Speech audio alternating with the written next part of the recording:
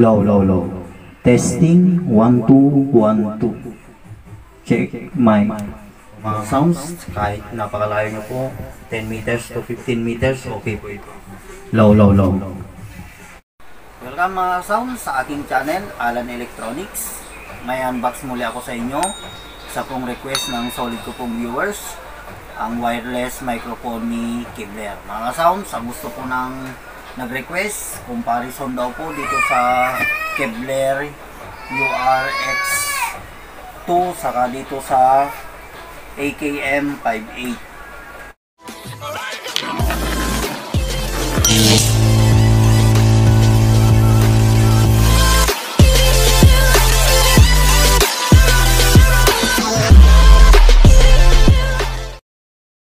Bago natin pagpatuloy mga sounds, gusto ko muna ang shoutout tong solid ko pong viewers. Shoutout po kay Mark Lester Chua from Bacolod City, Negros Occidental. At shoutout din po kay Gomer from Mindanao.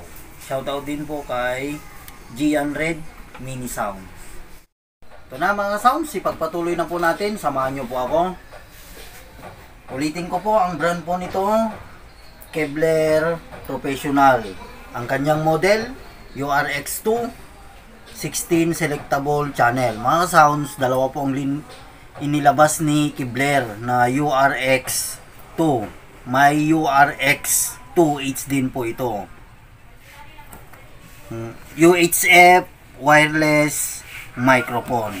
Ganyan siya mga sounds. Napakaganda po nitong pangkantahan. Ito po tayo. Ito mga sounds, dito po yung kanyang model. Ito po yung URX2 saka yung URX8. Yan po, dalawa po yan na linabas niya. Pero itong i-review po sa inyo, URX2. Ito naman po yung kanyang URX2 receive XLR 1.4 inches po. Saka ang power supply niya po DC 5 volt 1A 2 times type AA 1.5 volt yung kanyang battery mga sounds. AA po yan. Ganyan lang po. Buksan ko na mga sounds para may i-review po natin. Yan, napakaganda pong microphone nito. Sa mga naghahanap po ng microphone, ito mga sounds, subukan nyo po ito. Isang choice nyo po ito. Hindi po kayo magsisisi pag ganito po yung mabibili nyo. Unang-una mga sounds, makikita po natin yung kanyang user manual guide. Ito, napakadali pong gamitin yan. May guide po tayo dyan. Ito na po yung kanyang mic. Ito, napakaganda yan mga sounds. Dalawa po yan. Kulay blue at kulay orange. Yung pang-connect niya po sa amplifier o mixer para mag-play po yan. Buksan ko lang po mga sounds para makita nyo naman po yung kanyang loob. Ito po yung AA operated po siya at ito po yung frequency po niya. Selectable po ng frequency niya po yan. Kanyang serial number. May free po siyang AA battery, 4 na piraso mga sounds. At ito po yung kanyang charger. Yan, mga sounds, direct current po yan. Yan po yung kanyang receiver. Yan. Ito yung kanyang harap mga sounds. Meron po siyang antena. Yung kanyang volume A saka volume B, yung kanyang power. Dito po tayo sa likuran. Yan mga sounds, ito po yung auxiliary niya, yung PL niya po, connection to amplifier to mixer. Ito naman po yung XLR niya. Ito, napakaganda mga sounds pag ganito po ang gamitin nyo, lalong lalo na pag may mixer po kayo, i-adjust nyo po ng ayos yung sounds ng ating mic pag ito po yung connection niya. Ito po yung pinaka the best niyang connection. Saka yung DC 5 volts niya po. Ganyan lang po mga sounds. brand, napaka simple lang po niya pero napakaganda po nito. Napaka saleable po kay Kevlar po nito. Mga sounds, dito naman po tayo sa AKM58. Ito. Napakaganda rin pong wireless microphone ni Kevlar po ito. Professional karaoke microphone, dual UHF microphone with 100 selectable frequency. Kung mga sounds, yung isa po 16 lang po siya selectable channel. Ito pong isa 100 na po selectable channel na po yan. Kevlar ito. Yan po yung kanyang side. Bago po natin buksan yan, pakita ko muna po sa inyo yan. At sa mga nagtatanong na naman ng price mga sounds, ito pong ganito, ang bentahan po nito, nagre-range lang po to ng 3,000 to 3,000 plus po yung ganitong microphone ni Kevlar. Hindi na po ako magbibigay sa inyo ng eksaktong price. Depende po kasi yan sa location nyo. O, buksan ko na mga sounds. Ito po yung ganyang actual mic. Una po, makikita po natin yung kanyang user manual guide. Ito yan. Ito na ito sa inyong ipakita itong kanyang wireless microphone. Ito, napakaganda po nito mga sounds. Ito po, kahit sa amin po, napaka-saleable po ng ganitong microphone ni Kevlar. Napakaganda po ng boses nyo pag ganito yung ginagamit nyo. Halos dalawa rin po yan na kanyang mic. Dual po yan. Yung isa. Ito rin mga sounds, yung pang-connect po siya sa amplifier. Rechargeable na to mga sounds. Wala na po siyang battery nilalagay. Naka-built-in na po. Ito po yung kanyang power. Yung on-off niya po. Ito po yung sinasaksak sa amplifier. Balik po tayo dito sa microphone mga sounds. Ito po, i-open ko na po. Yan, napakaganda po mga sounds.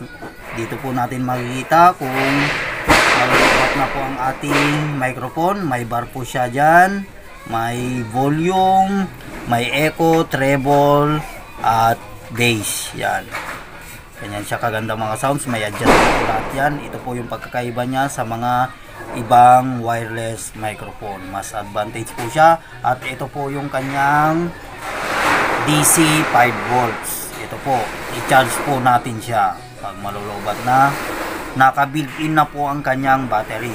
Kagandaan din mga sounds, napakatagal niya pong malubat. Yan.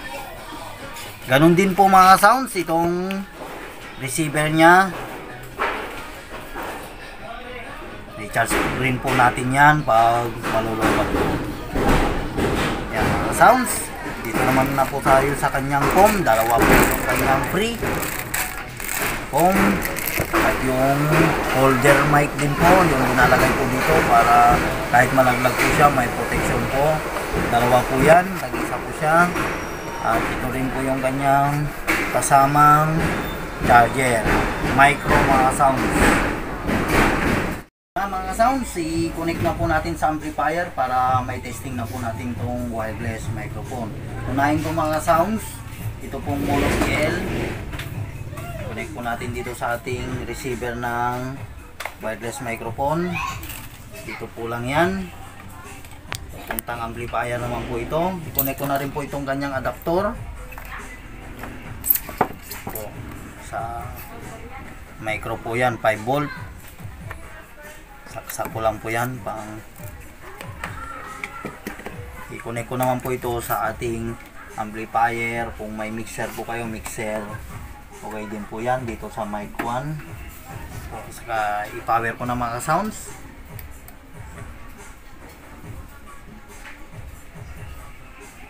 Yan po. Saka dito na tayo sa microphone. Ito mga sounds, hinagyan ko na po siyang battery. Open ko lang. Ito na po.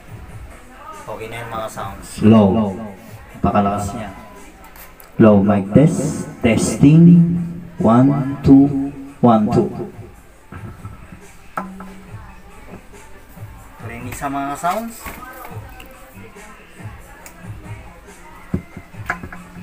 Low. Testing. 1, 2, 1, 2. Check mic.